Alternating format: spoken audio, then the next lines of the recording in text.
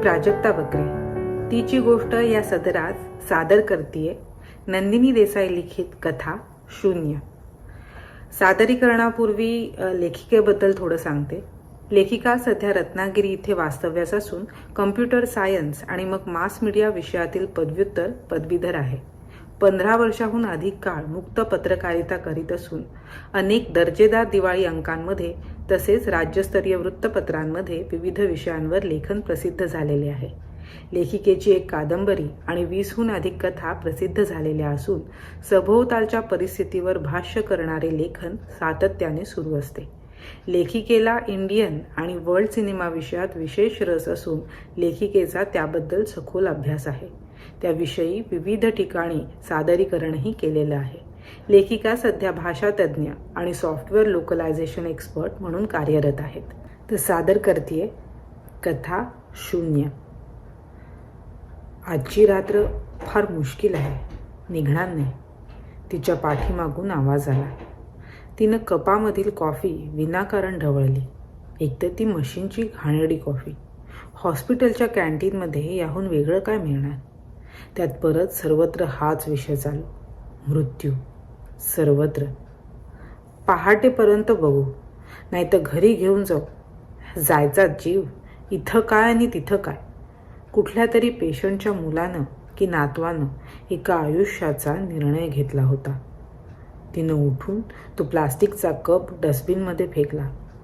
एक पाऊल ओढत ती परत ICUच्या दारात येऊन थांबली. ICUच्या भल्या मोठ्या दारासमोर यावेळेला अजिबात गर्दी नव्हती. मघाशी चालू असलेला कलकलाट आता पूर्ण थांबला होता.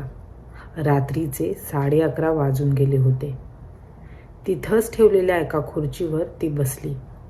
मोबाईल वाजायला लागला. नंबर पाहून तिनं कट केला. परत वाजायला लागला. नाईलाजानं तिनं कॉल घेतला. घरी ये ताबडतोब. पलीकडे आईचा दरडावल्यासारखा आवाज. आई, मी हॉस्पिटलमध्ये आहे.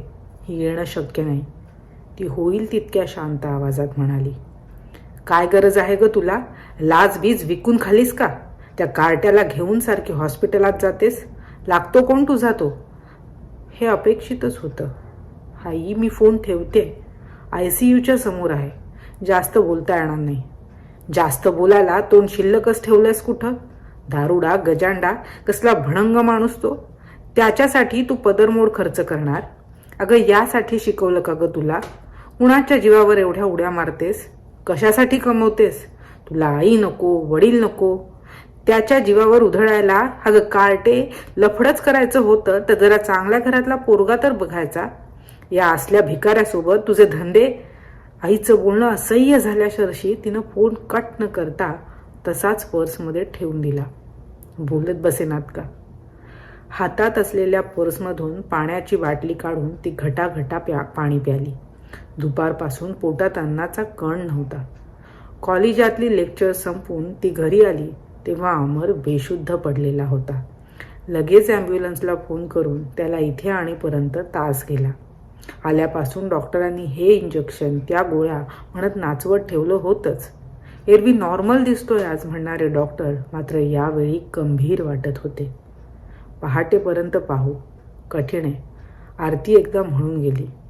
नर्स असलेली आरती आता तिची मैत्रीणच झाली होती. अमरची हॉस्पिटलायझेशनच इतकी.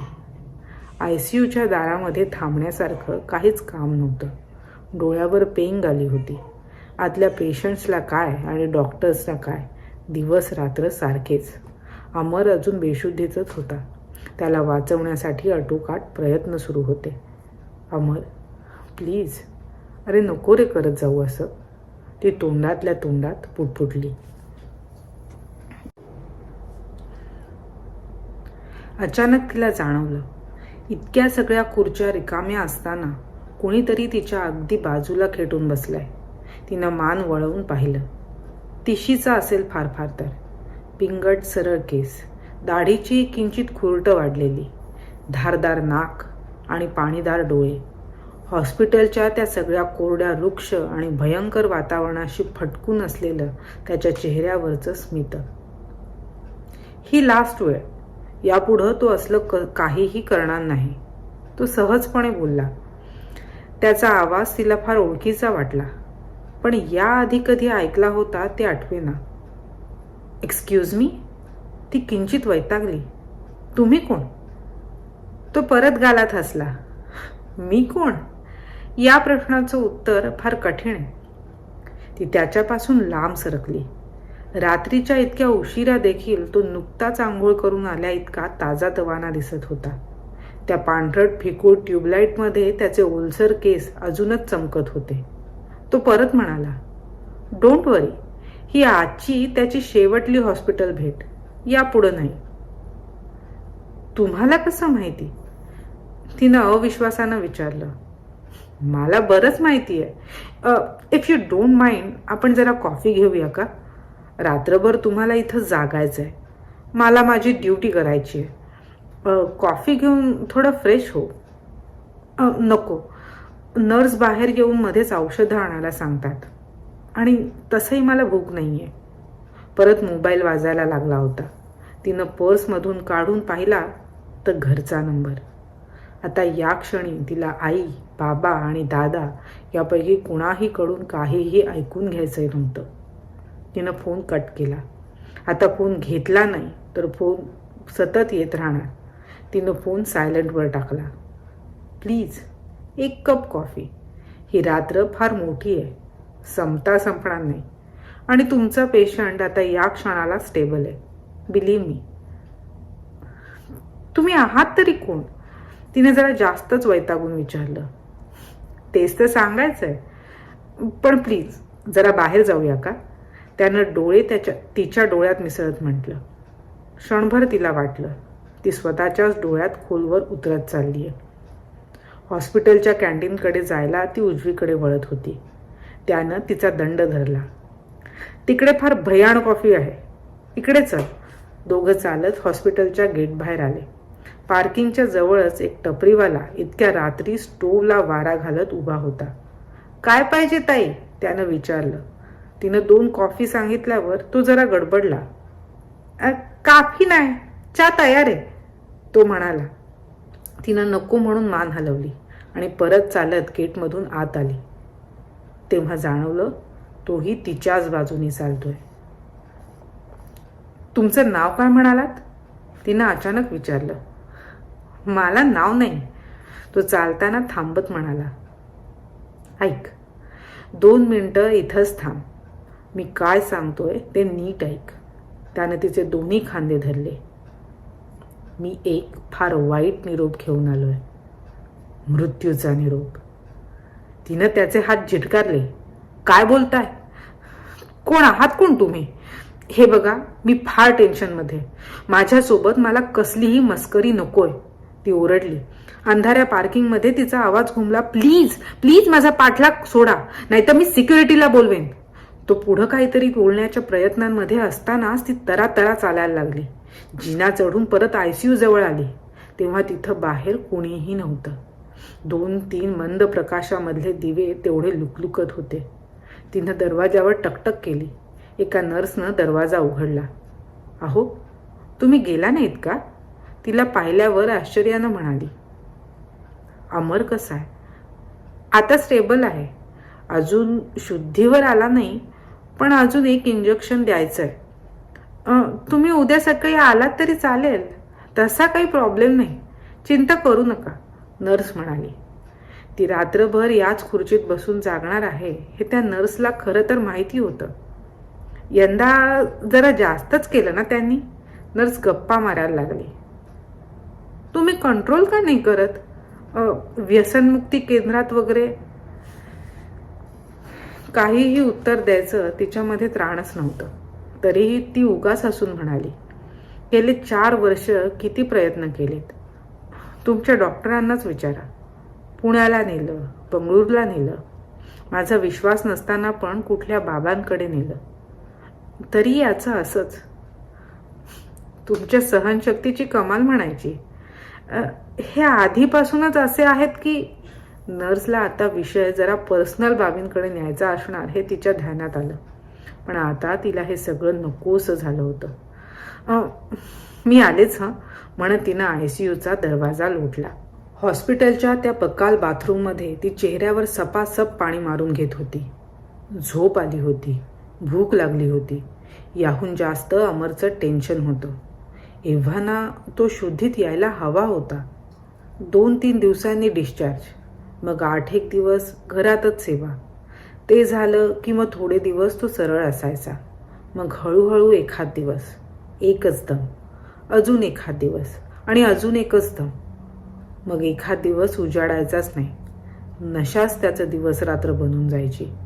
अशा नशेमध्ये मग कधीतरी अति व्हायचं आणि मग सुरू व्हायचा हा असला जीवन मृत्यूचा संघर्ष. माझी आठवण काढलीस? मघाचा परिचित आवाज आला. चेहऱ्यावर पाणी मारताना अचानक ती थबकली. परत एकदा तो तिच्या बाजूला उभा होता. हे लेडीज वॉशरूम आहे, इथं आत कसे आलात? मला कुठेही यायला जायला बंदी नाही. त्यानं तिचा हात धरून मनगटावरचं घड्याळ पाहिलं. 11:55 झालेत. 5-1 मिनिटात आजचा दिवस संपेल.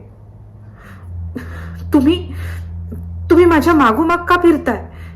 यावेळी तिच्या आवाजात मगाशी जरब नव्हती, भीती मात्र प्रचंड होती. सांगितलं ना, ड्युटी आहे. मी निरोप घेऊन आलोय. कुणाचा? मरणाचा. चेष्टा करता? समोरच्या आरशात बघ. तो परत एकदा तिच्या डोळ्यात हरवत म्हणाला. तिनं मागं वळून बेसिनवरच्या आरशाकडे पाहिलं. प्रतिबिंबामध्ये ती एकटी भकास नजरेनं तिच्याकडे पाहताना दिसली. तिनं लगेच मान वळवून बाजूला पाहिलं. अवघ्या काही श्वासांच्या अंतरावर तो उभा होता, पण आरशात मात्र तो दिसत नव्हता. तू भूत आहेस? ती तोंडातच पुटपुटली. नाही, मी भविष्य आहे. मी मृत्यू आहे. तो पुन्हा एकदा त्या आश्वासक आवाजानं तिला म्हणाला. ती दोघं एका दाट जंगलामध्ये उभे होते. दूरवर चांदण्या चमकत होत्या. अमावस्येची रात्र असल्यासारखी काळी काळी रात्र. थंडगार वाऱ्यानं तिला शिरशिरी भरली. एक मन म्हणत होतं, सर्व काही भास आहेत. दुसऱ्या मनाला मात्र हे सारं पटत होतं. किंबहुना याच क्षणांची आपण इतके दिवस वाट बघत होतोच की. बाजूला असलेलं झाड पानांची सळसळ करत तिला समजावण्याचा प्रयत्न करत होतं. हे काय घडतंय? तेच सांगतोय, प्लीज समजून घे. I don't believe you. विश्वास ठेवला नाहीस तरी चालेल, पण लक्षात घे, सगळं काही आधीपासूनच ठरलेलं आहे. त्यात काहीही बदल होऊ शकत नाही. बाथरूममध्ये रात्रपाळीची एक आया आतमध्ये फिनाईलची बादली घेऊन आली. एकट्याच उभ्या असलेल्या तिच्याकडे बघून ओळखीचं हसू लागली. साहेब ॲडमिट आहेत का? तिनं नजर भोवताली फिरवली. तो अजूनही तिच्याच समोर उभा होता, तसाच. ती काहीच बोलली नाही. आयाला बाजूला असलेला हात दिसत कसा नाही वगैरे प्रश्न यावेळी तिच्या मनात आले नाहीत. मगाशी अचानक भरलेली शिरशिरी आता अंगभर पसरली होती. पर्स उचलून ती बाथरूममधून बाहेर पडली. हॉस्पिटलच्या कॅन्टीनमध्ये सर्व दिवे मालवलेले होते, पण कॉरिडॉरमधला दिव्यांचा उजेड एका टेबलवर पडला होता. तिनं वेंडिंग मशीनमधून एक चिप्सचं पॅकेट आणि 2 कॉफी घेतल्या. तोपर्यंत तो तिच्या टेबलाजवळ येऊन बसला होता. शांतपणे ऐकून घे. मी तुला स्वतःहून काहीही सांगू शकत नाही, पण तू विचारलेल्या प्रश्नाचं खरं खरं उत्तर मी मात्र देऊ शकतो. तुझं नाव काय? तिनं विचारलं. तू देशील ते? मला माझं नाव नाही. कधी? उत्तर नको असलेला प्रश्न तिनं अखेर विचारला. उद्या पहाटेनंतर. एक्झॅक्ट वेळ अर्थात ठरलेली आहे, पण ती मात्र मी सांगणार नाही. त्याचा मघाचा मिश्किलपणा आता गायब झाला होता. तिच्या मनातला गंभीरपणा त्याच्या डोळ्यात तरळत होता. मग आता मला का सांगतोयस? कारण ती माझ्या कामाची पद्धत आहे. वेल यू आर रॉंग. डॉक्टर म्हणालेत की अमरला काहीही होणार नाही. यावेळी सिरियस आहे, पण तरी हेल बी ओके. बोलता बोलता तिचा आवाज भरून आला. Yes, he will be okay. मी मगाशीच म्हटलं ना. तिनं कॉफीचा एक घोट घेतला. मला वाटलेलं यमराज रेड्यावर येऊन प्राण नेतात, ती म्हणाली. तुला हवं तर मी तसा कॉस्ट्युम घालून येईन. मी कुठलंही रूप घेऊ शकतो, पण शक्यतो मी ब्लेंड व्हायचा प्रयत्न करतो.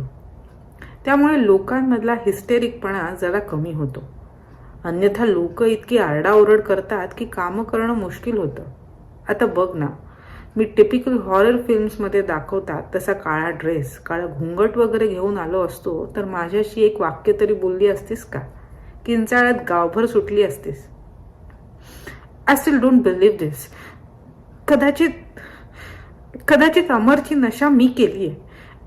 M I hallucinating? तुला हवं असेल तर आपण अख्खी रात्र माझ्या सच्चेपणावर चर्चा करण्यात घालव. त्यातून हाती काहीच लागणार नाही. पण जर तू एका क्षणासाठी जरी माझ्यावर विश्वास ठेवलास तर तुझ्या लक्षात येईल की ही रात्र अखेरची आहे. मी का विश्वास ठेवू? तो फक्त 28 वर्षाचा आहे. हे त्याच्या मृत्यूचं वय तरी आहे का? मृत्यूला कधीच वय नसतं. असतो तो फक्त श्वासांचा हिशोब, आणि हा हिशोब मी ठरवत नाही. मग तू काय करतोस? प्राण काढून घेतोस? तेही नाही.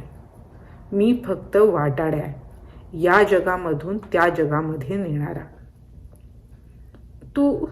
तू आत्ता या क्षणी माझ्या जवळ आहेस, म्हणजे जगात इतरत्र कुणाचेच मृत्यू होत नाहीयेत. मी संपूर्ण इथं नाहीये. मी अनेक रूपं घेऊ शकतो. माझ्या अंशाचा एक भाग आता तुझ्या जवळ आहे. मागे जेव्हा आपण भेटलो होतो तेव्हा हे वाक्य त्यानं अर्धवट टाकलं. त्यानं चिप्सचं पाकिट फोडून काही चिप्स तोंडात टाकले. मी आज तुझ्यापर्यंत आलोय. तसाच मी या क्षणाला अमरजवळ आहे. दुनियेच्या लाखो करोडो लोकांपाशी आहे. माझं काम कधीच थांबत नाही. प्रकाशाचा एक किरण अख्खी दुनिया व्यापू शकतो, तसाच मीही. त्याला प्लीज वाचव, प्लीज. अखेर तिचा संयम संपला. डोळ्यातून पाणी धरण फुटलेल्या बांधासारखं व्हायला लागलं. ती रडत असताना तो शांतपणे तिच्यासमोर बसून राहिला. प्लीज प्लीज, मी विनंती करते. तुला या प्रश्नाचं उत्तर माहीत आहे. मी कुणालाही वाचवू शकत नाही. मग आत्ताच का आलास मला सांगायला? मी त्याच्याशिवाय नाही जगू शकत. मलाही त्याच्या बरोबर घेऊन जा, ती कसंबसं म्हणाली. या वाक्याला काहीच अर्थ नाहीये. कोणी जगायचं कोणी नाही याचे नियम फार आधी ठरलेत. तो किंचित पुढं झुकत म्हणाला, ऐक, माझं ऐक. आजवरचे माझे सारे नियम मोडून मी तुला काहीतरी सांगतोय. ICUकडं परत जा. तुझी तिथं गरज आहे. आता या क्षणाला त्याचा हात हातात घे. त्याला सांग जे तुझ्या मनात आहे ते त्याला सांग. त्याच्या मनामधला सगळा पश्चाताप निघून जाऊ दे. नात्यामध्ये खूप काही गुंतलंय. शक्य असतील तितके धागे दोरे उसव. तिनं मान वर करून त्याच्याकडे पाहिलं. तुला नक्की काय काय माहित आहे? सगळंच. जा ताबडतोब. त्याच्या या शब्दांनिशी ती तडक उठली. जिना जवळजवळ धावतच चढली. ICUच्या दारापर्यंत येईपर्यंत तिला तिथला गोंधळ जाणवला. डॉक्टर आणि असिस्टंट डॉक्टर आलेले होते. 2-3 नर्स उभ्या होत्या. डॉक्टर दबक्या आवाजात काहीतरी सांगत होते. ती आलेली पाहताच म्हणाले, अरे तुम्ही आलात होय. मला वाटलं आज घरी गेलात. त्यांच्या आवाजामधला एरवी असणारा निवांतपणा आता नव्हता. पेशंट सिरियस झालाय. शक्य होईल तितक्या शांतपणे डॉक्टर म्हणाले. तरी तिला अचानक त्यामागचं गांभीर्य जाणवलंच. नकळत तिनं मनगटावरचं घड्याळ पाहिलं. रात्रीचा 1:30 वाजला होता. उद्या पहाटेनंतर. त्याचे शब्द तिला आठवले. मी बघू का? तिनं विचारलं. आपण भेटू का म्हटलं नाही तर बघू का असं विचारल्याबद्दल तिनं मनातल्या मनात स्वतःलाच टोकलं. डॉक्टरांची आपापसात नजरानजर झाली. कधी नव्हे ते मोठे डॉक्टर पुढे आले आणि तिच्या खांद्यावर हात ठेवून म्हणाले, जेमतेम अर्धा तास आहे. अर्थात आम्ही आमचे प्रयत्न चालूच ठेवणार आहोत. पण यावेळी तो ट्रीटमेंटला हवा तसा रिस्पॉन्स देत नाहीये. सारखं तुमचं नाव घेतोय. तुम्ही आत बसा, पण आम्हाला आमचं कामही करू द्यात. ICUच्या एका कोपऱ्यामध्ये झोपलेला तो. आजूबाजूला नर्सेसची लगबग. तिनं बाजूला ठेवलेल्या मॉनिटरवर नजर टाकली. BP 70, heart rate 30. तो डोळे मिटून श्रांत पडून असलेला. तिच्या नजरेसमोरून त्याची कितीतरी रूपं येऊन गेली.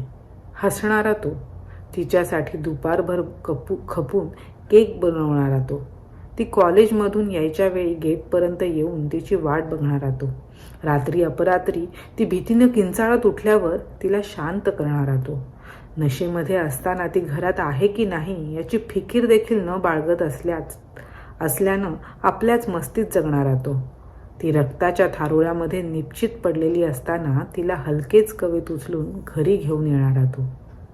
आणि हे तर नेहमीचंच रूप. हॉस्पिटलच्या बेडवर बेशुद्ध असलेला तो. ती त्याच्या बाजूला एका स्टूलावर बसली. नर्सनं येऊन सलाईनमध्ये कसलंसं इंजेक्शन दिलं. डॉक्टर आहेतच, ते लक्ष ठेवून आहेत, नर्स म्हणाली. तिनं त्याचा डावा हात धरला. हा त्याचा कामाचा हात.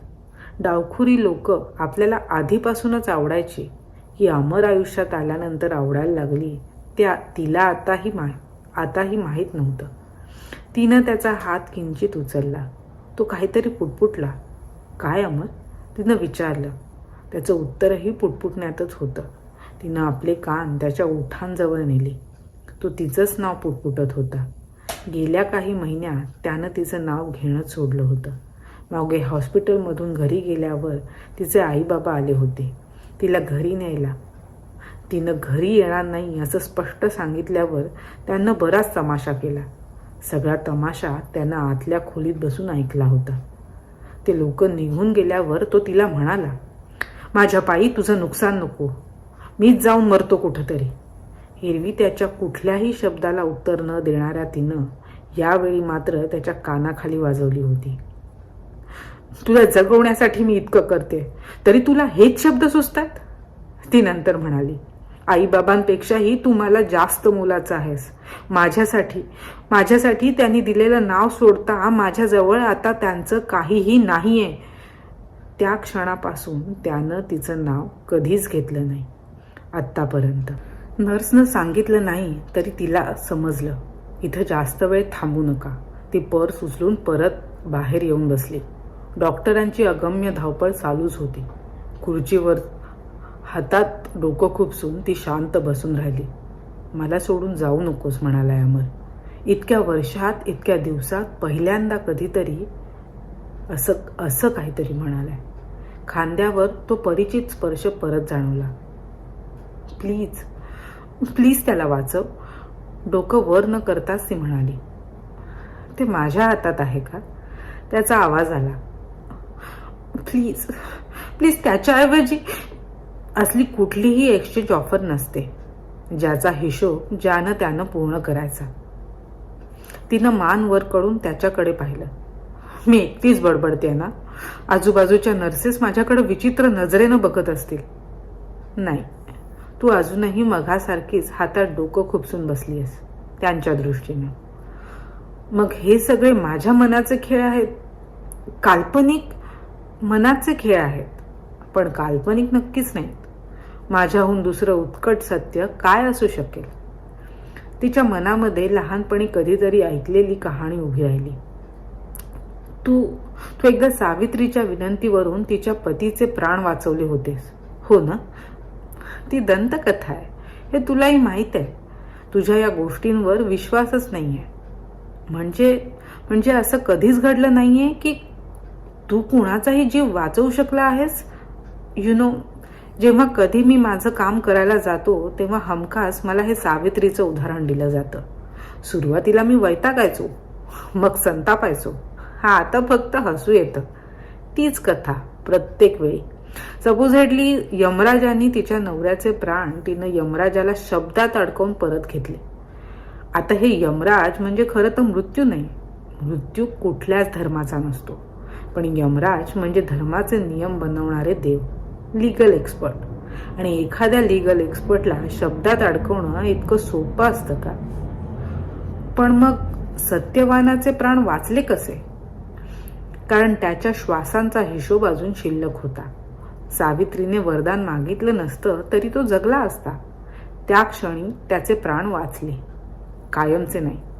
कधी ना कधी प्रत्येक घड्याळ बंद पडतंच. आणि तसंही सावित्रीचं उदाहरण देताना हे लक्षात ठेव की नात्याने अमर तुझा नवरा नाही. नातं असण्यासाठी त्यानं आणि मी नवरा बायको असणं गरजेचंच आहे का? त्या व्यतिरिक्त काहीच नातं असू शकत नाही? असतं ना. एक नवरा आणि बायको, एक पुरुष आणि एक स्त्री यांच्यामध्ये नातं असू शकतं, असतं. पण तसंही काही नाही आहे ना. I know everything. मला प्रत्येक गोष्ट माहीत आहे. नाही, तुला प्रत्येक घटना माहीत आहे. त्या घटनांच्या दरम्यान काय घडलंय, माझ्या किंवा त्याच्या मनात काय आहे हे माहिती नाही. त्याच्या मनात काय आहे ते तर मलाही अजून माहीत नाही. का असं करतो, का असं वागतो? बोलता बोलता ती थांबली.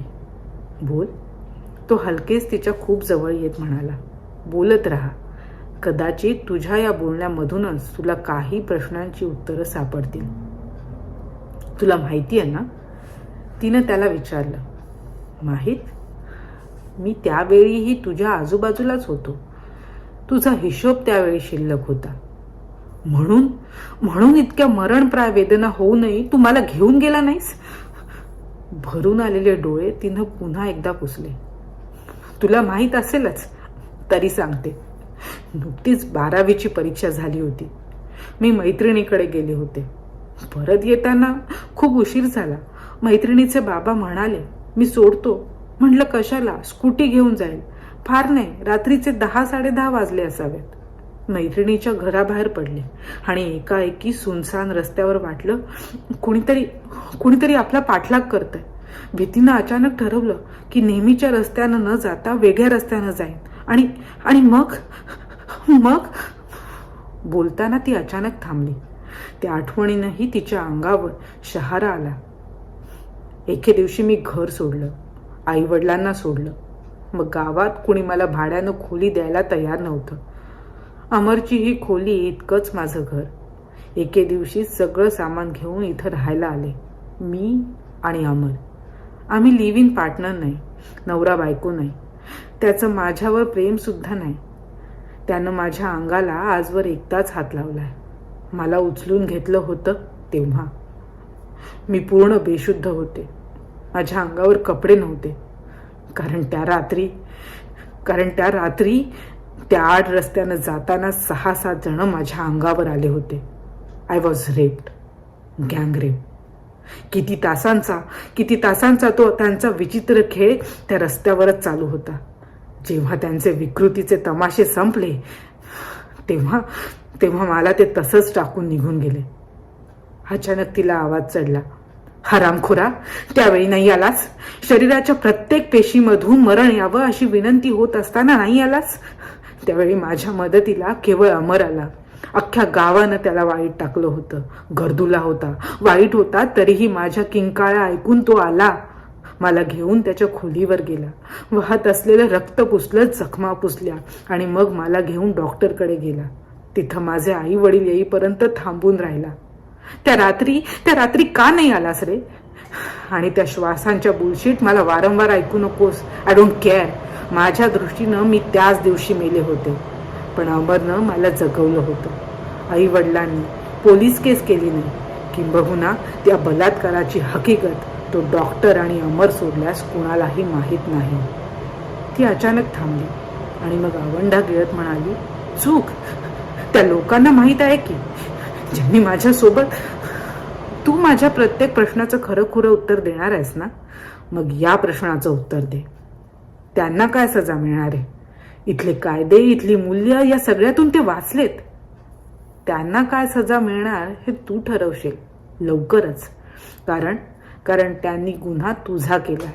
तो शांतपणे म्हणाला.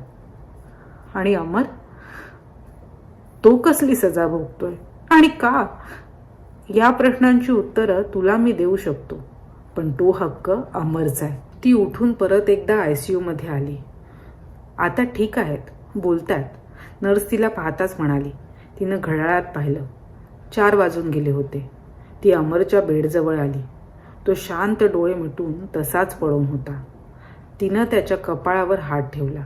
तिच्या त्या स्पर्शासरशी त्यानं डोळे उघडले. अमर, ती म्हणाली, बरं वाटतंय का रे तुला? आय एम सॉरी, तो थकल्या आवाजात म्हणाला. Really sorry. काही न बोलता तिनं हलकेच तिच्या केसांमधून हात फिरवला. यापुढं नाही, कधीच नाही, तो परत म्हणाला. दरवेळेला स्वतःला हे प्रॉमिस करतो आणि मग, पण यापुढे कधीच मला कसलीच नशा नकोय. इट्स ओके, आपण दोघं सोबत लढणार आहोत. हे बोलताना प्रचंड कष्टानं आवरलेलं पाणी मात्र तिच्या डोळ्यांमधून बाहेर आलं. त्यानं डावा हात किंचित पुढे करून ते पाणी पुसलं. माझ्यासारख्या वाया गेलेल्या माणसासोबत का आयुष्याचं मातेरं करतेस? कित्येक वेळा तुला सांगितलंय मला सोडून जा, आणि मी दरवेळेस तुला हेच सांगितलंय की मी जाणार नाहीये कुठेच. तुला सोडून कुठेच जाणार नाहीये आणि कधीच. ती तिच्या गालावरून हात फिरणारा त्याचा हात हलकेच धरत म्हणाली. आय लव्ह यू अमर. आजवर तुला मी हे कधीच सांगितलं नाही, पण आज सांगते. प्लीज प्लीज मला सोडून जाऊ नकोस. थांब, इथंच थांब माझ्यासाठी. त्या रात्री मला नरकातून तू परत घेऊन आलास. माझ्यासाठी तू माझं सर्व काही आहेस. प्लीज प्लीज मला सोडून जाऊ नकोस. ती पुन्हा म्हणाली, नाही जाणार. I promise. आजवर तुला जे वचन कधीच दिलं नाही ते आज देतोय. I promise. आजपासून नशा करणार नाही. आजपासून तुला सोडून कुठंही जाणार नाही. आजपासून माझ्या या नवीन आयुष्याचा पहिला दिवस आहे. हा उगवणारा सूर्य माझ्यासाठी पूर्ण नवीन असेल. यापुढे तू अमरला कधीही हॉस्पिटलमध्ये घेऊन येणार नाहीस. मी माझं अख्खं आयुष्य तुझ्यासाठी बदलेन. Because I love you so much. गेल्या 10 वर्षांमध्ये पहिल्यांदा त्याच्या तोंडून हे शब्द आज तिनं ऐकले होते. पुढं झुकून तिनं त्याच्या कपाळावर स्वतःचे ओठ टेकवले. मी तुझ्यासोबत कोणासोबतही लढायला तयार आहे, अगदी मृत्यूशी सुद्धा. ती हलकेच पुटपुटली. त्यानं शांतपणे डोळे मिटले. नर्स येऊन त्याला तपासून गेली. औषधांमुळे झोप लागली म्हणाली. तरी देखील ती त्याच्या उशाशी बसून राहिली. तासभर की 2 तास तिला माहीत नाही. 4चे 4:30 झाले, 5:30 झाले. हॉस्पिटलच्या बाहेर जग हळूहळू जागं होत राहिलं. ती बसल्या जागी अवघडली होती. पुन्हा एकदा नर्स येऊन तपासून गेली. तुम्ही फ्रेश होऊन या. अजून थोड्या वेळात जागे होतील. कदाचित त्यांना भूक लागलेली असेल. काहीतरी नाश्ता घेऊनच या, नर्सने सूचना केली. ती ICUच्या बाहेर आली. इतका वेळ स्वतःला मृत्यू म्हणवणारा तो इसम मात्र आता तिला कुठेही अजिबात दिसत नव्हता. हॉस्पिटलच्या वेंडिंग मशीनमधली ती सिंथेटिक चवीची घाण कॉफी पिण्यापेक्षा तिनं बाहेर टपरीवरची कॉफी आणायचं ठरवलं. सोबत अमरच्या आवडीचा कोकोनट बिस्किटचा पुडा. खड्ड्यात गेला मृत्यू. डॉक्टरांनी तिला मगाशीच सांगितलं होतं. अमर आता पूर्णपणे आउट ऑफ डेंजर होता. 2-3 दिवसांनी डिस्चार्जही मिळाला असता. रात्री तिच्या मनावर साचलेलं मळप आता पूर्ण दूर झालं होतं. अमर आणि ती स्वतःचीच हसली. भविष्याच्या कोवळ्या चाहुलीनं का होईना पण तिच्या ओठांवर हसू आलं. त्याच्या त्या आश्वासक स्पर्शानं तिला दिलेलं वचन तो पूर्ण निभावेल याची तिला खात्री होती. ती चालत हॉस्पिटलच्या बाहेर आली. 2 कप कॉफी आणि बिस्किटचा पुडा घेऊन परत वळाली. तो गेटच्या बाजूला उभं राहून तिला बघत होता. आजूबाजूला बघ, तो स्वतःशीच पुटपुटला. तिचं लक्षच नव्हतं. मरणाची घाई. वापरून गुळगुळीत झालेला शब्द. ती झरझर रस्ता क्रॉस करत आली. समोरून रात्रीची ST येत होती. तिचं लक्ष नव्हतंच आणि नेमकं ड्रायव्हरचंही लक्ष नव्हतं. पण तरीही ड्रायव्हरनं ब्रेक मारले. 3 सेकंद उशीर झाला होताच. ब्रेकचा खसकन आवाज झाला आणि पहाटे मॉर्निंग वॉकला निघालेले लोक जोरात ओरडले. तो कोलाहल ऐकू आला तेव्हा त्यानं गपकन डोळे मिटले. उद्या वर्तमानपत्रातून जरी ऑन द स्पॉट मृत्यू असं लिहून येणार असलं तरी त्याला माहीत होतं तिच्याजवळ अजून काही श्वास शिल्लक होते. त्यानं सावकाश डोळे उघडले. तिच्या डोळ्यांसारखेच पिंगट मधासारखे खोल डोहासारखे डोळे. एक चुकार अश्रू पापणीच्या कडेवर येऊन थांबलेला. त्यानं तो पुसला. फक्त एकदाच विचारायचं होतंस, मी कुणासाठी आलोय? हिशोब संपत आला होता. त्याच्या पुढच्या तयारीला त्याला जाणं भाग होतं. रस्ता क्रॉस करत तिच्या जवळ आला. रक्ताच्या थारोळ्यात पडलेली ती. आजूबाजूला गर्दी जमायला लागली होती. समोरच्या हॉस्पिटलमधलं कोणीतरी तिला ओळखलं होतं. कोणीतरी मदतीसाठी ओरडत होतं, किंचाळत होतं. तिच्या शरीराला कोणीतरी स्ट्रेचरवर ठेवत होतं. पण त्याच्यासाठी ती अजूनही रक्ताच्या थारोळ्यात तिथंच पडली होती, डोळे मिटून. त्यानं हलकेच उचलून तिला कवेत घेतलं. तिचा आणि त्याचा हा प्रवास संपला. आता केवळ तिचा पुढचा प्रवास चालू झाला होता. तिच्या दृष्टीनं सगळ्याचंच अस्तित्व शून्य झालं होतं, अगदी त्याचं सुद्धा. थँक्यू.